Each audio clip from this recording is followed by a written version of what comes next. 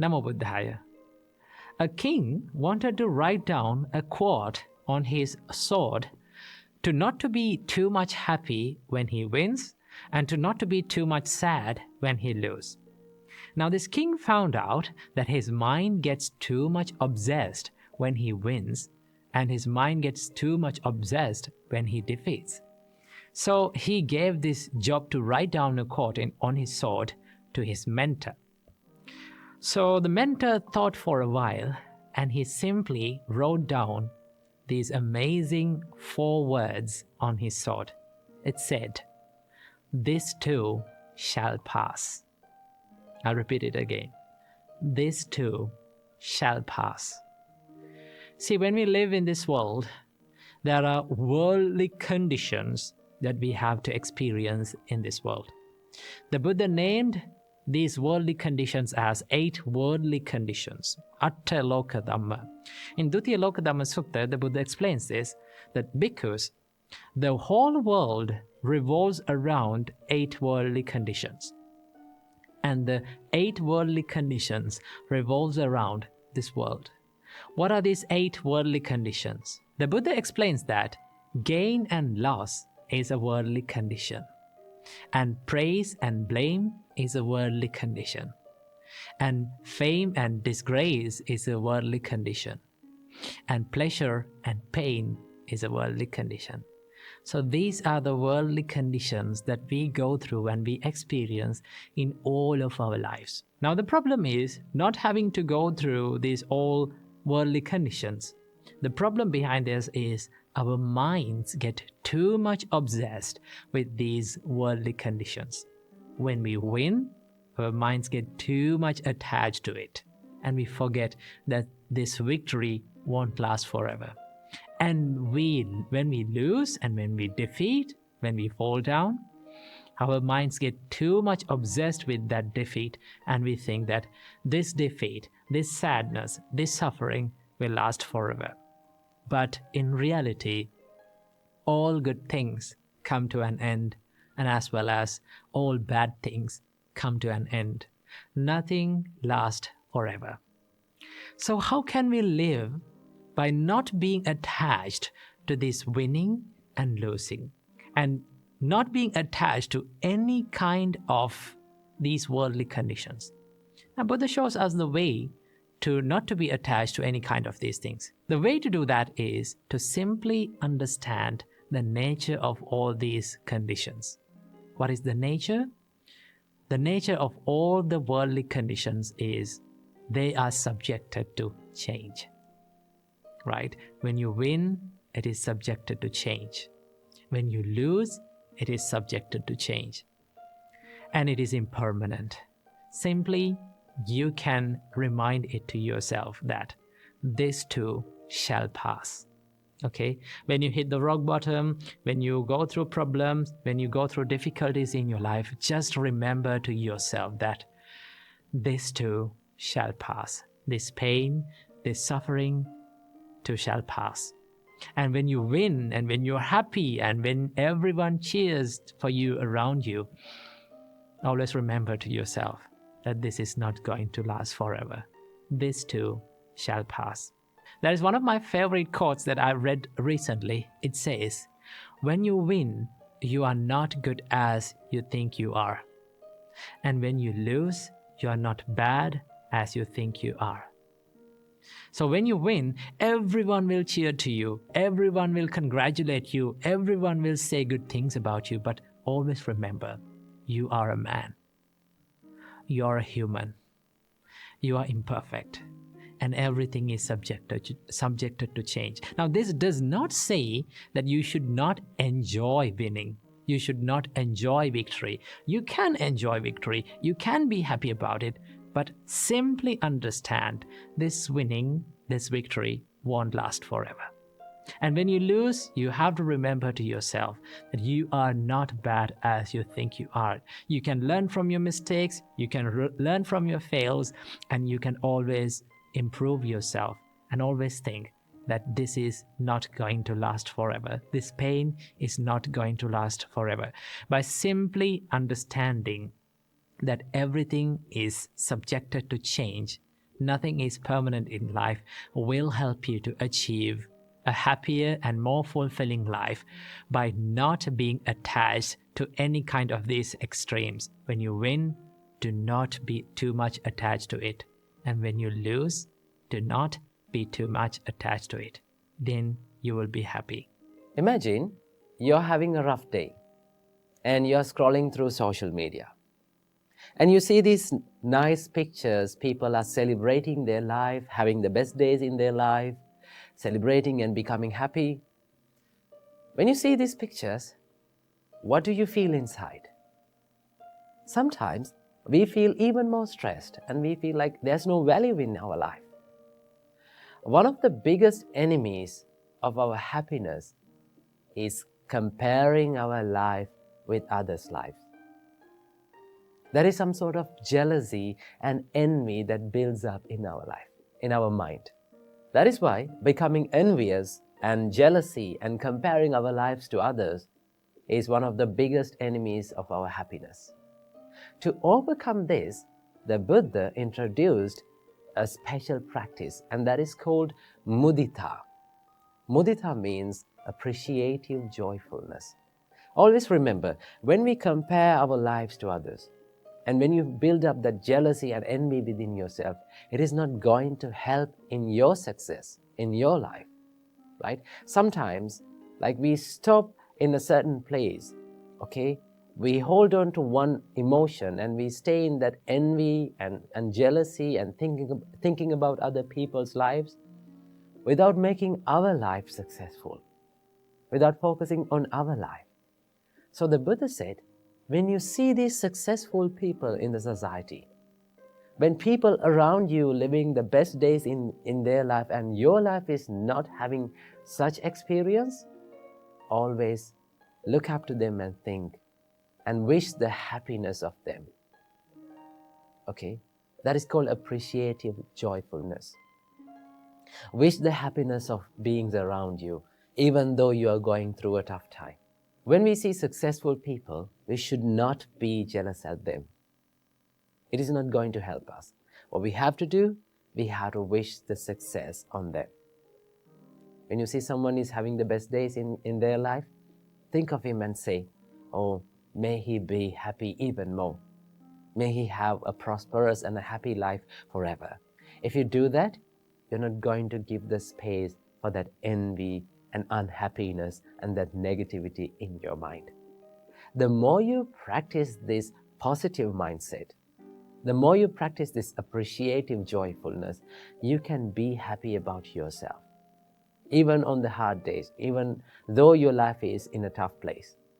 So that is why whenever we see successful people, people having a happy life, we have to wish the happiness of them. That is called mudita. So when we practice this simple Buddhist practice of mudita or appreciative joyfulness, we can be happy about our life and also we can be peaceful within.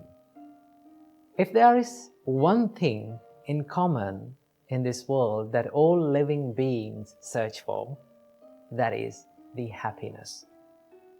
We all like to be happy. We all seek happiness in this world.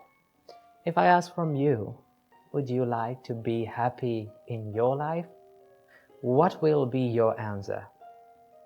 You will say, of course, I want to be happy in my life. I want this peaceful state. I need to be in that. That is your answer.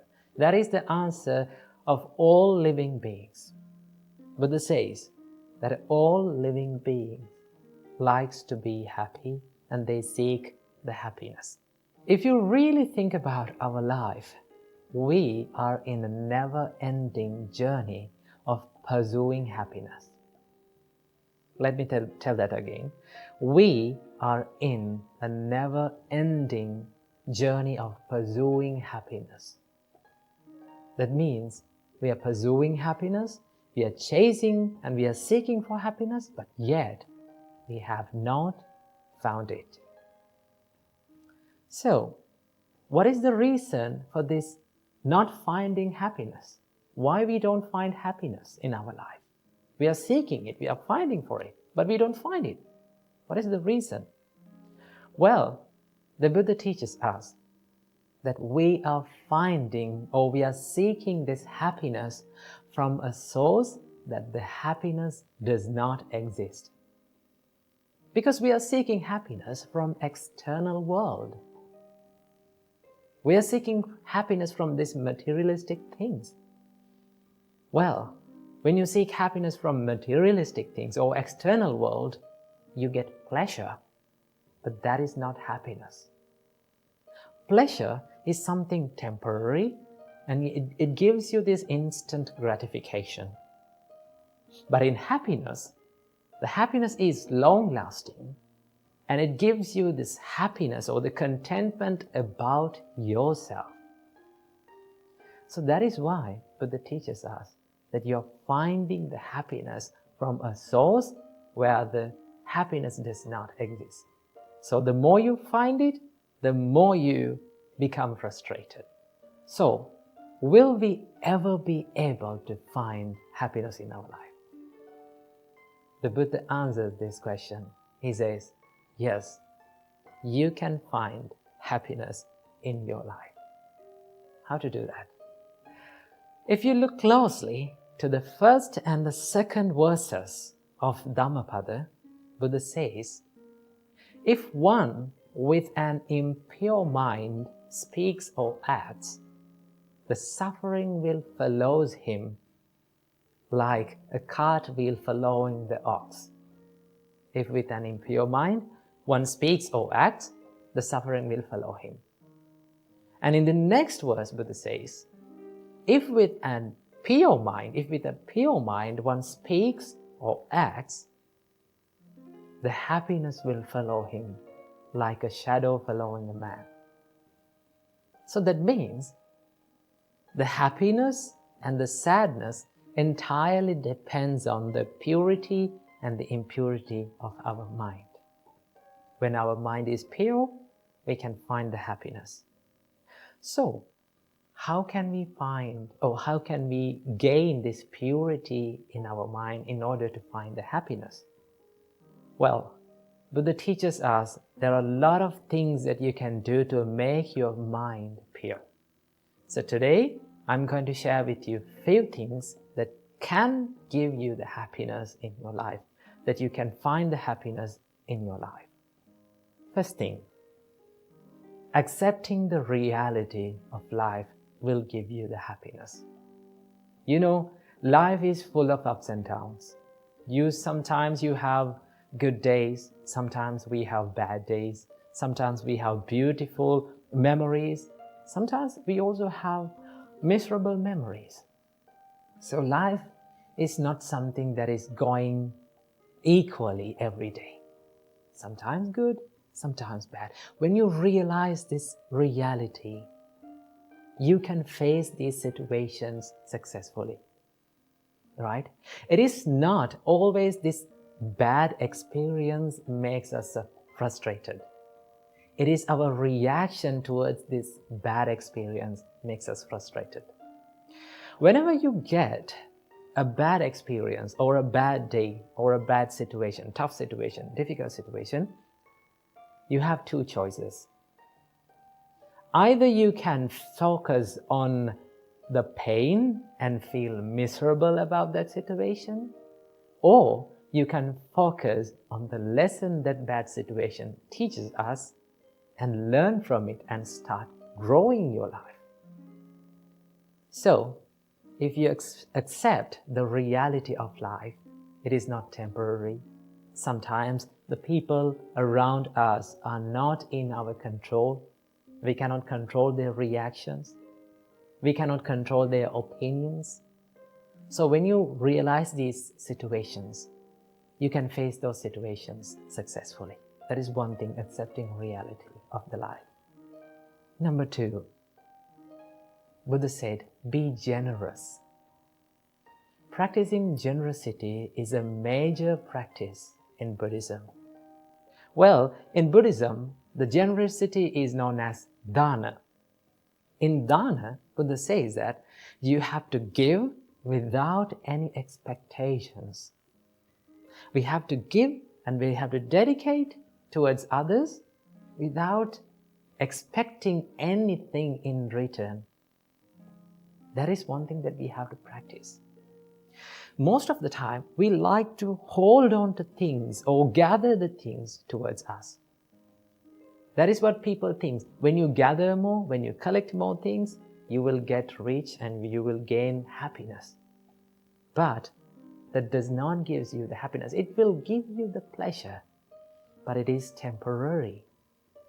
So what we have to do, Buddha says, be generous, give, help others, dedicate a part of your life on behalf of others. When you do that, when you become more generous, let's say like this, you gave some foods to a poor person, let's say like that. When you see that person is having those foods and overcoming his hunger and making his life much better, you can be happy by seeing that. When you become happy like that, you feel happy about yourself, right? Nothing can give you that happiness. Like by eating a good food, by dressing a nice dress, you cannot gain that happiness. You don't feel happy about yourself, right? Let's say after hundred of years later, maybe 10 decades later, when you think about that incident, I gave this food to this poor person. When you remind that, you feel happy. Even then you feel happy. That means happiness is long-lasting. So Buddha says, be generous, help people, do something nice every day for a person. That is one thing we can do.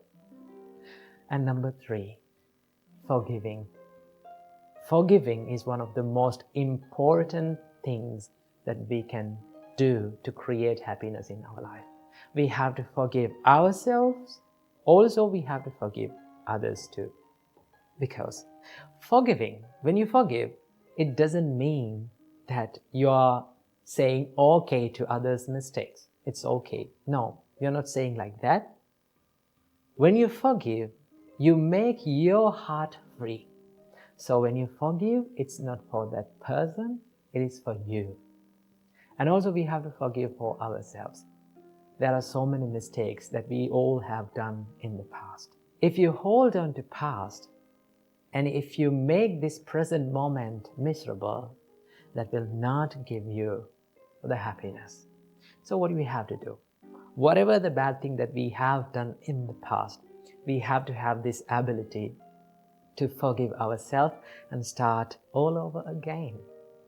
We all have that ability, right? We all have that privilege to start our life again and make it a better one. Okay? So no one is perfect in this world. We all have done mistakes. One thing that we have to do is to forgive and start doing good things. So these are 5 things that we can do to create happiness in our life. And also, there is one happiness that is called the ultimate happiness in this world that the Buddha teaches us. That is called Nibbana or Nirvana. That is the enlightenment. When you realize about the reality of this life, and when you remove this desire or the craving that arises within your mind, then Buddha says that is the ultimate happiness. Simply, the Nibbana means Ragakkayo, Dosakkayo, Mohakkayo, Nibbana. That means removing of the desire, anger, and the delusion of the mind is called the enlightenment. So that is the highest level of happiness that we all can reach. So when you practice these practices, right, when you engage yourself in wholesome state, that will create you the happiness in the life. So practice these things and make your life a happier one. Namo Buddhaya.